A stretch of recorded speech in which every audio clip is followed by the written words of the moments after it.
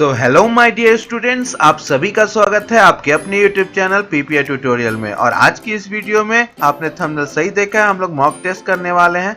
ठीक है, और ये मॉक टेस्ट संख्या 13 है, यानी 13वां मॉक टेस्ट आपका इस मंथ का ये हो चुका है और ये फ्री ऑफ कॉस्ट है आपका। ठीक है, तो ये आपको फ्री ऑफ कॉस्ट हो रहा है आपका टेलीग्राम चैनल पे, साथ साथ यहाँ यूट्यूब पे लाइव। सो यहाँ पर आपको जीके का 20 क्वेश्चन आपको करना है मॉक टेस्ट में। ठीक है, और ये मॉडल पेपर 2021 पे आधारित है आपका। ठीक है, सो समय ना गवाते चलिए अपने टेस्ट को शुरू करते हैं। और उससे पहले एक मुख्य सूचना, जो बच्चे अभी तैयारी करना चाहते हैं क्रैश कोर्स पैरामेडिकल का फ्री ऑफ कॉस्ट, तो आप फ्री ऑफ कॉस्ट हमारे यहाँ से तैयारी कर सकते हैं। टीचमिंट ऐप पर हम लोग 8 बजे रात को आपको फ्री निःशुल्क कोचिंग प्राइवेट क्लासेस देते हैं टीचमिंट ऐप पर। तो उसका हम लोगों ने आपका कमेंट सेक्शन में डाल रखा है, लिंक पिन कर रखा है मैंने। बस लिंक और क्लासरूम आईडी आपको डालना है, मैं आपको अप्रूव कर दूंगा और आप क्लास कर पाओगे, फ्री ऑफ कॉस्ट है। ठीक है, और टेलीग्राम चैनल पे भी लिंक आपको मिल जाएगा, तो डिस्क्रिप्शन बॉक्स में जाके टाइमिंग कब कब क्लास चलती है आपको टेलीग्राम चैनल पे मिल जाएगा, उसका डिस्क्रिप्शन बॉक्स में। नहीं तो पीपीआई ट्यूटोरियल भी सर्च कर सकते हो टेलीग्राम पे, आपको मिल जाएगा चैनल। ठीक है, तो समय ना गाते हुए चलिए क्लास को शुरू करते हैं। और प्लेलिस्ट में पूरा फिजिक्स, केमिस्ट्री, बायोलॉजी, इंग्लिश का मैंने प्रीवियस ईयर करा रखा है, तो जो भी अच्छा स्कोर करना चाहते हैं प्रीवियस ईयर कर लीजिए पूरा। ठीक है, सो पहला क्वेश्चन है आपका, who introduce मनसबदारी system in India. ठीक है, मनसबदारी प्रथा किस शासक द्वारा लागू किया गया था। ठीक है, तो बाबर, हुमायूं, अकबर या जहांगीर। तो बाबर, हुमायूं, अकबर या जहांगीर, किनके द्वारा आपका मनसबदारी सिस्टम इंट्रोड्यूस किया गया था। तो ये जो आपका मनसबदारी सिस्टम है, यानी आपका ये जो मनसबदारी सिस्टम है, ये आपका एडमिनिस्ट्रेटिव सिस्टम है। ठीक है, और ये इंट्रोड्यूस हुआ था मुगल एम्पायर में। ठीक है, मुगल एरा में अकबर के द्वारा। ठीक है, अकबर के द्वारा कौन से ईयर में, तो 1571 में आपका इन्होंने इंट्रोड्यूस किया था। तो option number C, mansabdari system आपका इन्होंने। तो मनसबदारी मिलिट्री कमांडर्स होते थे, high civil and military officers होते थे और गवर्नर्स होते थे। तो ये मनसबदारी सिस्टम का एक पार्ट था। ठीक है, क्वेश्चन नंबर 72 पे अब चलते हैं। ठीक है, जिनका जिनका अकबर आया था वेरी गुड है उनको। ठीक है, 72 पे चलते हैं। The famous work Anandmath was written by. ठीक है, आपको बताना श्री अरबिंदो, श्री बंकम चंद्र चटर्जी, श्री रविंद्रनाथ टैगोर या श्री आरती चौधरी। तो प्रसिद्ध कृति आपका आनंद मठ किसके द्वारा लिखा गया था, तो श्री अरविंदो, श्री बंकम चंद्र चटर्जी, श्री रविंद्र टैगोर या श्रीमती आरती चौधरी। तो किनके द्वारा लिखा गया था, तो ये एक फेमस वर्क है आनंद मठ, जिसका राइटर है बंकिम चंद्र चटर्जी। तो श्री बंकिम चंद्र चटर्जी, आपका ऑप्शन नंबर बी करेक्ट है। जिनका बी आया है वेरी गुड है उनको। ठीक है, ऑप्शन नंबर बी आपका सही है। ठीक है, सो बी इसमें क्या हुआ था, बंगाली थे, पब्लिश हुआ था 1982 में, बंगाली थे और 1982 में पब्लिश हुआ था। आइए क्वेश्चन नंबर 73 देखते हैं। Which of the following is used to protect objects in computer in the absence of more complete protection schemes। यानी कंप्यूटर सिस्टम में अधिक पूर्ण स्कीमों के अभाव में आपको मौजों के संरक्षित करने के लिए निम्नलिखित में से कौन सा प्रयोग किया जाता है। Digital certificate, digital signature, password, tokens. तो आपको बताना ए बी सी डी में से आपका कौन सा सही होगा, digital certificate, digital signature, password या टोकन। तो पासवर्ड से हम लोग प्रोटेक्ट करते हैं अपना। ठीक है, ऑप्शन नंबर सी जिनका है वेरी गुड, पासवर्ड से ही हम लोग अपना सिस्टम का सारा ऑब्जेक्ट्स को कंट्रोल करते हैं, क्योंकि यही आपको सीक्रेट कोड होता है जिससे हम लोग आइडेंटिटी यूजर का करते हैं कि हाँ सही यूजर आपका पासवर्ड से है। तो हम लोग अपना फोन में भी पासवर्ड लगाते हैं, कंप्यूटर में भी पासवर्ड लगाते हैं, फाइल्स में भी पासवर्ड लगाते हैं कि उसको बस हम ही खोल पाए। तो यहाँ पे 73 का पासवर्ड सही उत्तर होगा। ठीक है, नेक्स्ट क्वेश्चन पे चलते हैं। लाइक कर दीजिए जल्दी से वीडियो को, ओके लाइक कर दीजिए। हाँ, so which one is not included in non banking financial institution, यानी NBFIs। कौन सा नहीं है, स्कीम, SIDBI, नाबार्ड या आपका BOI। यानी नॉन बैंकिंग फाइनेंशियल इंस्टीट्यूशन में NBFIs में कौन सम्मिलित नहीं है। ठीक है, नहीं है, तो EXIM, SIDBI, नाबार्ड या BOI। बैंक ऑफ इंडिया, बताइए। सो आपका बैंक ऑफ इंडिया इसमें शामिल नहीं है, बाकी सब है, ठीक है। अब यहां से सबका फुल फॉर्म आपको कमेंट करना है, नहीं तो आप नोटबुक में अपना नोट कर लीजिएगा। ए बी सी डी तीनों का आपका फुल फॉर्म क्या होता है आपको आने चाहिए, ठीक है, इंपॉर्टेंट है फुल फॉर्म।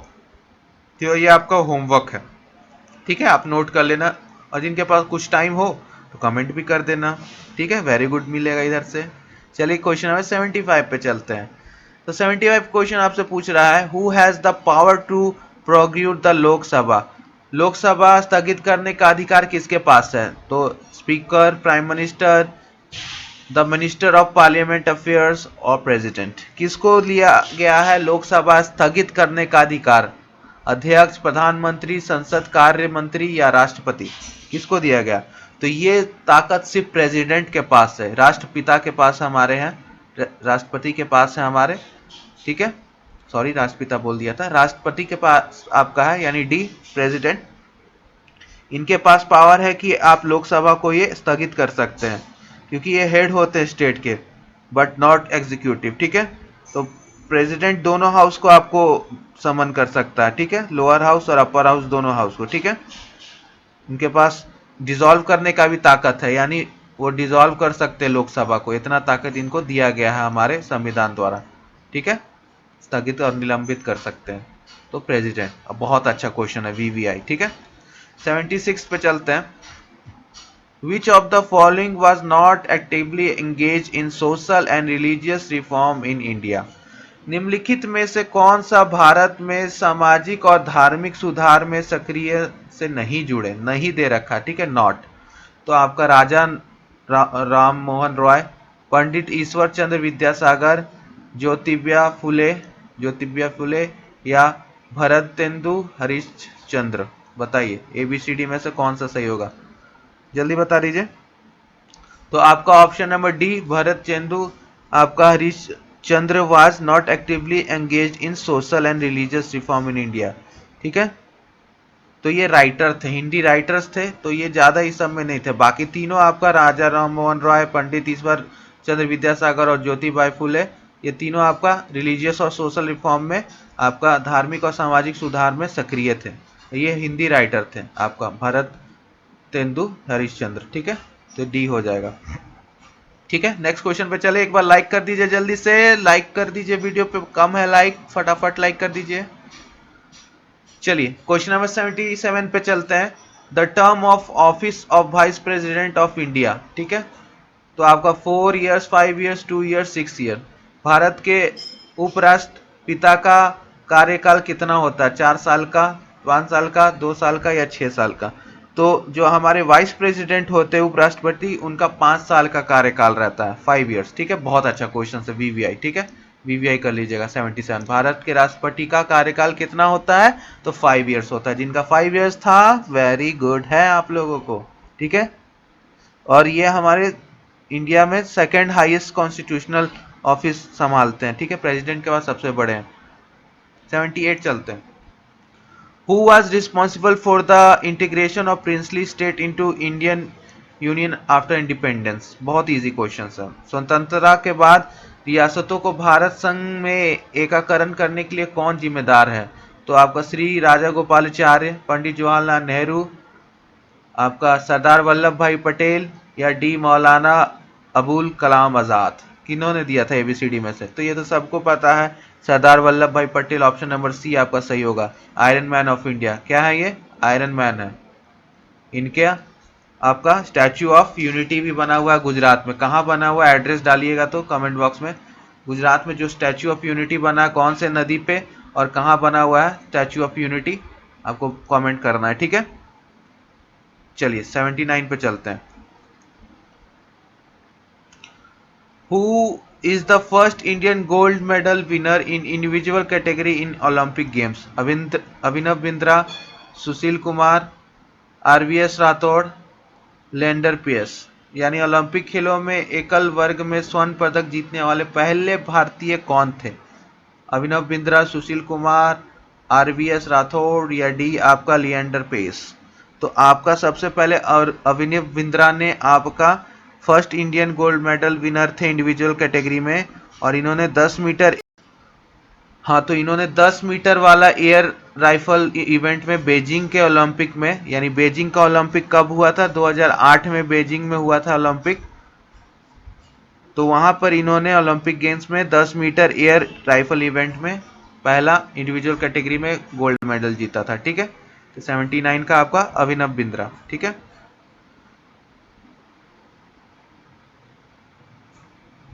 ठीक है, नेक्स्ट चलते हैं 80 question number, which is the warmest layer of the atmosphere. वातावरण की सबसे गर्म परत कौन सी है, थर्मोस्फेयर, ट्रोपोस्फेयर, स्ट्रेटोस्फेयर या mesosphere.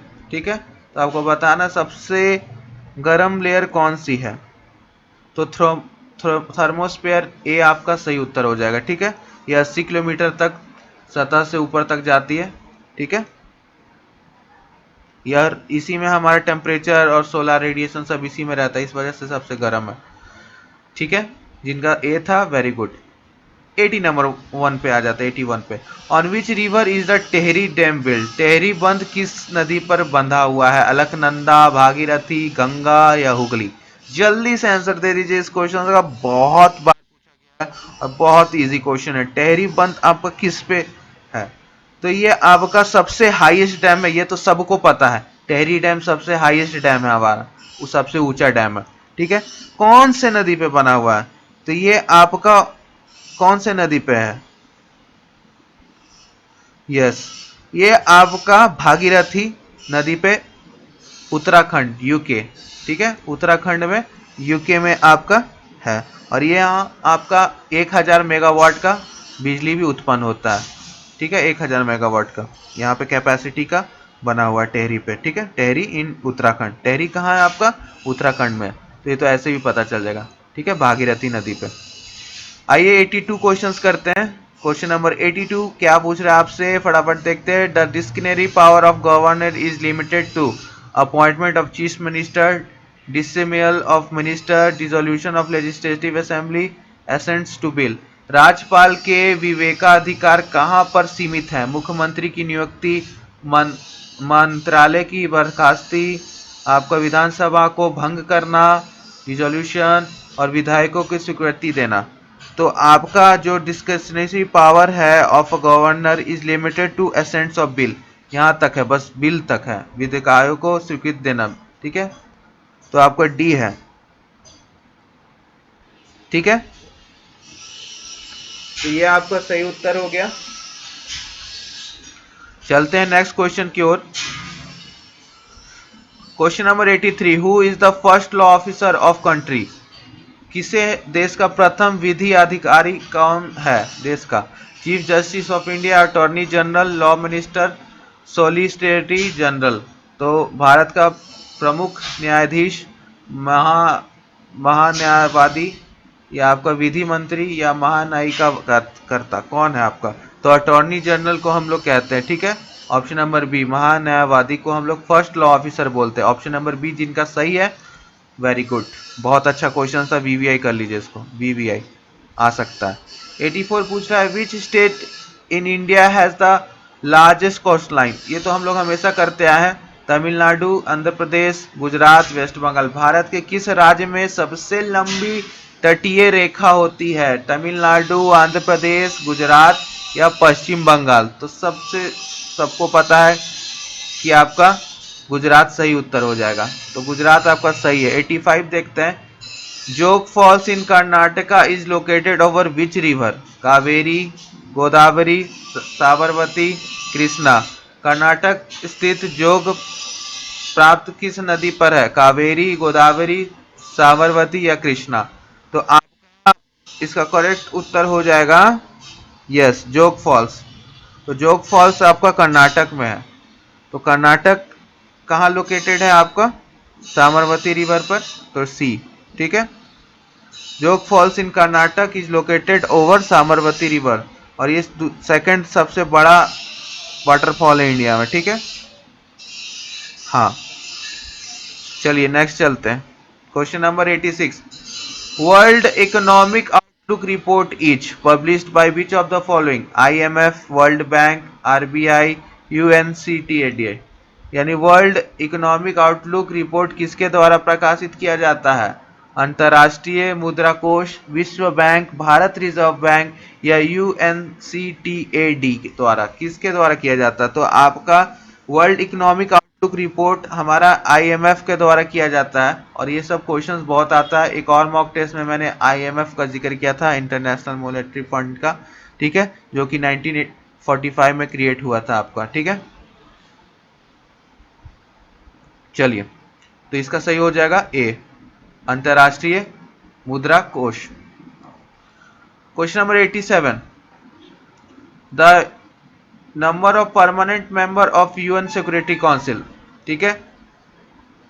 So the number of permanent members of UN security councils, तो नंबर ऑफ परमानेंट मेंबर्स आपका बताना है। संयुक्त राष्ट्र सुरक्षा काउंसिल के स्थायी सदस्यों की संख्या कितनी है? 5, 15, 10, 25, कितनी होती है? जल्दी कमेंट कर दीजिए फटाफट, सट सट कमेंट कर दीजिए। हाँ, 5 होती है, तो 5 आपका सही है, ठीक है। और अभी आपका इंडिया 2 साल के लिए यहाँ पर अस्थायी रूप से चीफ बना हुआ है, ठीक है। चीफ यूएन का सिक्योरिटी काउंसिल का 2 साल का रहता है ना, तो उसमें आपका ये अभी हेड है, ठीक है, यूएन सिक्योरिटी काउंसिल का। तो ये बहुत अच्छी बात है, जल्दी परमानेंट भी हो जाएंगे हम लोग, ठीक है। लेकिन अभी 2 साल के लिए शायद हेड है हम लोग, ठीक है। तो ये अच्छी बात है हमारे लिए। अब 88 देखते हैं। Harshavardhana moved his capital from, तो राजा हर्ष ने अपनी राजधानी को कहां से कहां पे मूव किया था? तो थानेसर से कंजू, दिल्ली से देवगिरी, कम्बुज से कनौज, वल्लभी से दिल्ली, कहां तक आपको मूव किया था? तो आपका हर्षवर्धना ने रूल किया था आपका 590 से 647 तक, और इन्होंने अपना कैपिटल थानेसर से कन्नौज, ठीक है, ये सही उत्तर है। थानेसर से कन्नौज अपना मूव किया था, ठीक है। तो ये आपका नॉर्थ इंडिया में रूल किए थे, और ये प्रभाकर वर्धना के बेटे थे, ठीक है, जिन्होंने एकदम इन्वेडर अल्कोन हुआन को हराया था। अल्कोन हुआन को हराया था किसने? तो प्रभाकर वर्धना ने, ठीक है। इनके बेटे थे हर्षवर्धना, ठीक है। तो 88 का ये उत्तर हो गया। चलिए नेक्स्ट क्वेश्चन पे चलते हैं। Question number 89, which type of foreign investment is consider as unsafe, यानी किस प्रकार की विदेशी प्रत्यक्ष निवेश सुरक्षित मानी जाती है? Foreign direct investment, portfolio investment, NRI deposits, external commercial borrowing. तो विदेश प्रत्यक्ष निवेश एफडीआई, पोर्टफोलियो निवेश एनआरआई जमा, या बाहरी आपका कमर्शियल उधार। तो आपका पोर्टफोलियो इन्वेस्टमेंट एक अनसेफ माना गया है, यानी बी ऑप्शन सही होगा। पोर्टफोलियो इन्वेस्टमेंट को थोड़ा सा कंसीडर किया जाता है unsafe because investment in the form of group asset including transaction in equality security such as common stocks and डेब्ट सिक्योरिटी। तो ये आपका बैंक होल्डर बॉन्ड्स और ये सब डिवेंचर्स का है खेल। तो ये आपको पोर्टफोलियो इन्वेस्टमेंट अनसेफ माना जाता है। एफडीआई सही है, फॉरेन डायरेक्ट इन्वेस्टमेंट, क्योंकि चाइना अभी कर रहा था कोरोना के टाइम में, तो बहुत सारे एफडीआई में रूल्स चेंज किए गए, क्योंकि वो जब हमारा स्टॉक्स प्राइस पूरा गिरा हुआ था, तब आपका चाइना बहुत सारा एचडीएफसी बैंक में आपका खरीदे शेयर्स, तो बहुत सारे शेयर्स किना गया, तो जिसपे फिर इसको लेके नियम थोड़ा से चेंजेस किए गए, ठीक है। क्वेश्चन नंबर 90 देखते हैं। The largest solar power plant in India is, सबसे बड़ा भारत का शक्तिशाली संयंत्र कहाँ पे है? सोलर पावर प्लांट, तो आपका नेग्रोकॉल, जैसलमेर, कमूती, रन ऑफ कच्छ। तो आपका सबसे बड़ा आपका तमिलनाडु में बना है, कमौती में, ठीक है। तो ये नया नया बना है, उद्घाटन हुआ था, तो आपको ये होना चाहिए, ठीक है। और इसका अडानी पावर द्वारा बनाया गया था, तो ये सबसे बड़ा है, ठीक है। अडानी पावर द्वारा बनाया गया था कंपनी का, 648 मेगावाट का, सबसे बड़ा तमिलनाडु में, कमौती में। तो ये बहुत इंपॉर्टेंट है, इसको स्टार मार्क कर लीजिएगा, ठीक है। सबसे बड़ा, ठीक है, वर्ल्ड का सबसे बड़ा, वर्ल्ड का, इंडिया का छोड़िए, वर्ल्ड का है, ठीक है। तो कैसा लगा आज का आपको मॉक टेस्ट अच्छा लगा है ना? तो कमेंट कर दीजिएगा ज़रूर, ठीक है। और पूरा फिजिक्स केमिस्ट्री कर लीजिए। और इंग्लिश मैंने पूरा करा दिया 2006 से आपका अभी 10 तक, तो अच्छे से कर लीजिए। बाकी का भी हो जाएगा 10 से 15 तक। और केमिस्ट्री बायोलॉजी फिजिक्स कंप्लीट कर लीजिए प्लेलिस्ट में, पैरामेडिकल और पैरामेडिकल डेंटल यानी पीएमएम का। ठीक है, ऑल द बेस्ट है सभी को, ऐसी तरह हार्ड वर्क करते रहिए। कल भी क्लास इसी तरह 2 से 3 बार चलेगी। ठीक है, और टेलीग्राम चैनल ज्वाइन कर लीजिए जिनको भी ज्वाइन करना है। टीचमिंट ऐप फ्री में आपको कोचिंग करना है प्राइवेट क्लासेस वाला, तो ठीक है। आपका डिस्क्रिप्शन बॉक्स में भी लिंक है और टाइमिंग टेबल आपको टेलीग्राम पे मिल जाएगा। तब तक के लिए बाय बाय, हंसते रहिए, मुस्कुराते रहिए और पढ़ते रहिए। Bye bye.